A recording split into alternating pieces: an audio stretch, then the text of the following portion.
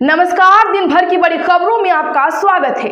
आज की खबर में बात होगी, इलेक्शन कमीशन ने जारी किया लोकसभा चुनाव की डेट, सभी 543 सीटों और 4 राज्यों के विधानसभा की। वहीं हरियाणा में बीजेपी का बुरा हाल, धड़ाधड़ इस्तीफा, विजय ने कर दिया खेला की। साथ ही ईडी मामले में केजरीवाल की कोर्ट में तगड़ी जीत, भाजपा को करारा तमाचा की। इधर एमपी बीजेपी सांसद ने दिया इस्तीफा, 100 आईएएस आईपीएस का तबादला, पार्टी में बड़े संकट की।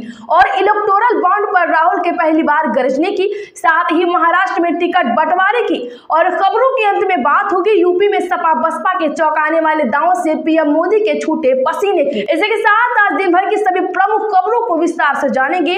उससे पहले एक नजर सुर्खियों पर। इलेक्शन कमीशन ने जारी की लोकसभा चुनाव की डेट, आगे जानेंगे सुंदर ग्राफिक के साथ विस्तार से। ईडी समन केस में सीएम केजरीवाल को अग्रिम जमानत, जांच एजेंसी के 8 समन पर हाजिर नहीं हुए थे, आगे पेशी से छूट भी मिली।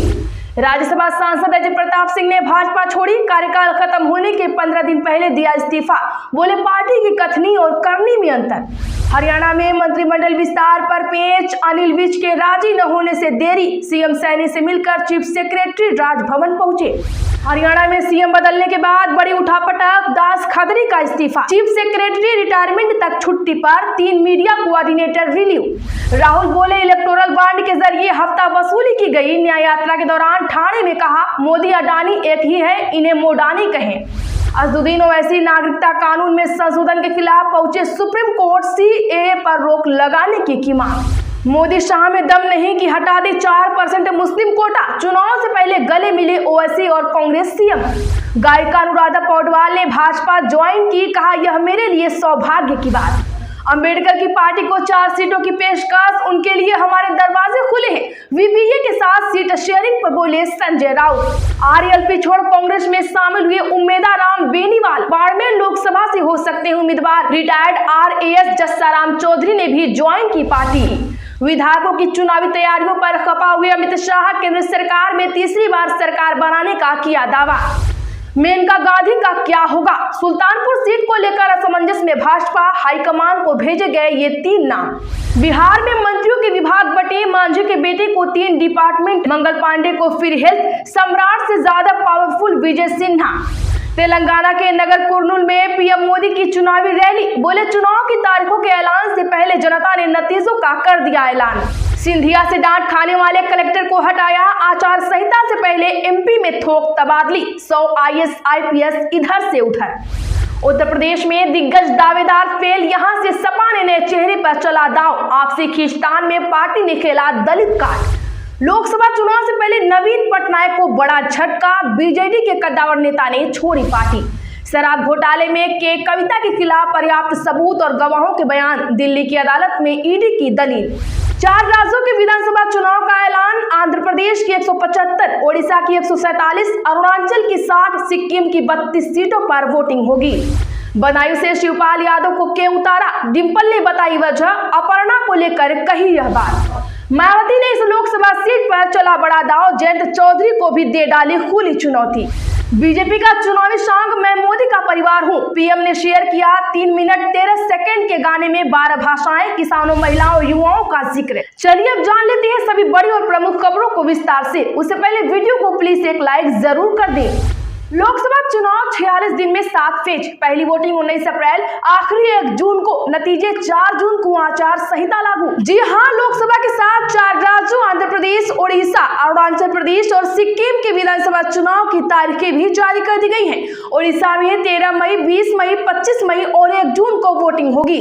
बाकी 3 राज्यों में 1 फेज में चुनाव होंगे। अरुणाचल और सिक्किम में 19 अप्रैल, आंध्र प्रदेश में 13 मई को वोट डाले जाएंगे। बता दें कि फेज 1 में 102 सीटों पर 19 अप्रैल को वोटिंग होगी और फेज 2 में 89 सीटों पर 26 अप्रैल को वोटिंग होगी। फेज 3 में 94 सीटों पर 7 मई को वोटिंग होगी और फेज 4 में 96 सीटों पर 13 मई को वोटिंग होगी। फेज 5 में 49 सीटों पर 20 मई को वोटिंग होगी। फेज 6 में 57 सीटों पर 25 मई को वोटिंग होगी और फेज 7 में 57 सीटों पर 1 जून को वोटिंग होगी। वही नतीजे 4 जून को आएंगे। बाकी लिस्टवार ग्राफिक आपके सामने है।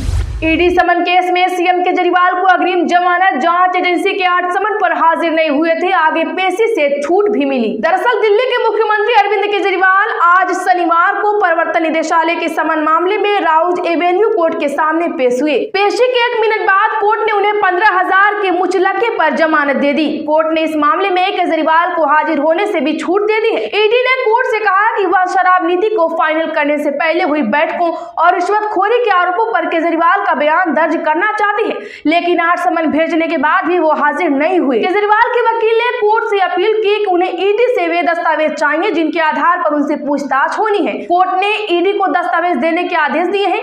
मामले की सुनवाई अब 1 अप्रैल को होगी। राज्यसभा सांसद अजय प्रताप सिंह ने भाजपा छोड़ी, कार्यकाल खत्म होने के 15 दिन पहले दिया इस्तीफा। जी हां, मध्य प्रदेश से राज्यसभा सांसद अजय प्रताप सिंह ने आज भाजपा छोड़ दी। वे 2018 से सांसद हैं और 2 अप्रैल को कार्यकाल खत्म हो रहा है। इससे 15 दिन पहले पार्टी के राष्ट्रीय अध्यक्ष जेपी नड्डा और प्रदेश अध्यक्ष वी.डी. शर्मा को अपना इस्तीफा भेज दिया। सांसद अजय प्रताप ने आज मीडिया से कहा कि बीजेपी की कथनी और करनी में अंतर है। मेरी अभी किसी भी पार्टी में जाने की और चुनाव लड़ने की इच्छा नहीं है।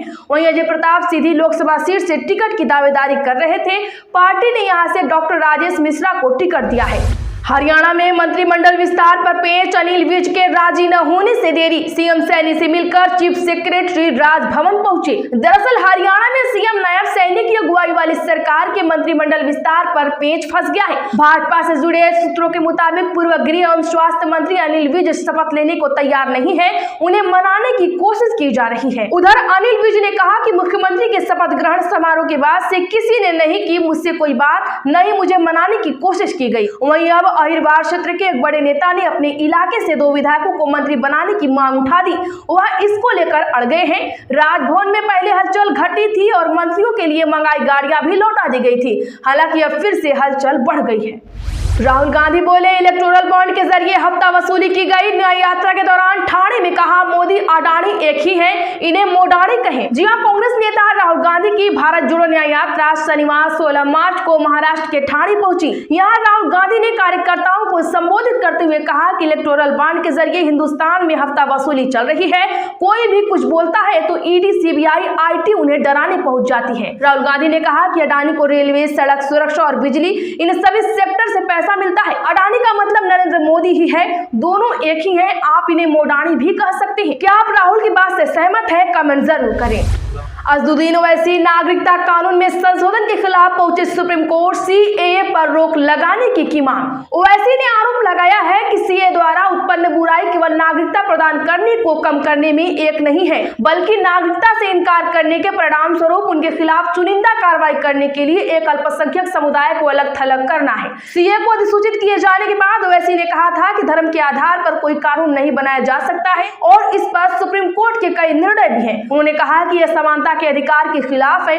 आप प्रत्येक धर्म के लोगों को यानी कि नागरिकता की अनुमति दे रहे हैं, लेकिन इस्लाम धर्म के लोगों को यह नहीं दे रहे हैं। ओवैसी ने दावा किया है कि सीएए को राष्ट्रीय जनसंख्या पंजी यानी एनपीआर और राष्ट्रीय नागरिक पंजी एनआरसी के साथ जोड़कर देखा जाना चाहिए। उन्होंने कहा कि यह सरकार 4 साल बाद सीएए के नियम बना रही है। मैं देश को यह बताना चाहता हूं कि मौजूदा गृह मंत्री अमित शाह ने संसद में मेरा नाम लेते हुए कहा था कि एनपीआर भी आएगा और एनआरसी भी आएगा।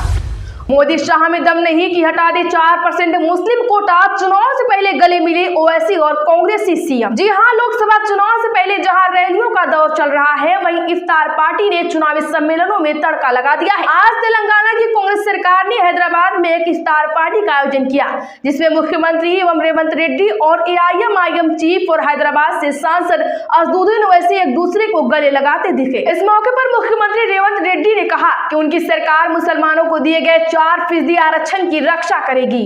गुजरात में विधायकों की चुनावी तैयारियों पर खपा हुए अमित शाह केंद्र में तीसरी बार सरकार बनाने का किया दावा। जी हां, केंद्रीय गृह मंत्री सहकारिता मंत्री अमित शाह ने अपने संसदीय क्षेत्र गांधीनगर में 22,000 करोड़ रुपए के विकास कार्यों का उद्घाटन एवं शिलान्यास किया। शाह ने केंद्र में एक बार फिर सरकार बनाने का दावा करते हुए कहा कि प्रधानमंत्री नरेंद्र मोदी ने कई असंभव कार्यों को किया है। वहीं आज अहमदाबाद पहुंचे शाह ने विधायकों की चुनावी तैयारियों पर नाराजगी जताई। यानी साफ है कि गुजरात में बीजेपी ओवर कॉन्फिडेंस में है। बिहार में मंत्रियों के विभाग बटे, मांझी के बेटे को 3 डिपार्टमेंट, मंगल पांडे को फिर हेल्थ, सम्राट से ज्यादा पावरफुल विजय सिन्हा। दर्शकों, बिहार में मंत्रियों के शपथ ग्रहण के 24 घंटे के अंदर ही सरकार ने विभागों का बंटवारा कर दिया है। विभागों के बंटवारे में नीतीश कुमार ने पूर्व मुख्यमंत्री जीतन राम मांझी की मान ली है। मांझी बेटे संतोष सुमन का विभाग बदला गया है, उन्हें 3 विभाग सौंपे गए हैं। संतोष सुमन को सूचना प्रौद्योगिकी, लघु जल संसाधन और आपदा प्रबंधन विभाग की जिम्मेदारी मिली है। इसके साथ ही मंगल पांडे को फिर से स्वास्थ्य विभाग की जिम्मेदारी मिली है। आपको बता दें कि विभागों के बंटवारे में सम्राट चौधरी से ज्यादा पावरफुल विजय सिन्हा को बनाया गया है। दिग्गज दावेदार फेल, यहां से सपा ने नए चेहरे पर उत्तर प्रदेश में चला दांव। आपसी खींचतान में पार्टी ने खेला दलित कार्ड। दरअसल मेरठ हापुड़ लोकसभा सीट से सपा के प्रत्याशी सुप्रीम कोर्ट के अधिवक्ता भानु प्रताप सिंह होंगे। सपा के दिग्गज दावेदार टिकट की रेस में फेल हो गए। सपा ने दलित दांव चला है। हालांकि योगेश वर्मा को टिकट देकर भी यह दांव चला जा सकता था, मगर आपसी खींचतान में ऐसा नहीं हो सका। खबरों में आज के लिए इतना ही। जानकारी अच्छी लगी हो तो वीडियो को लाइक करें। रोज कैसे ताजा अपडेट के लिए एसपी लाइव को सब्सक्राइब करके बगल में घंटी का निशान दबा के ज्यादा से ज्यादा लोगों में शेयर करते हैं।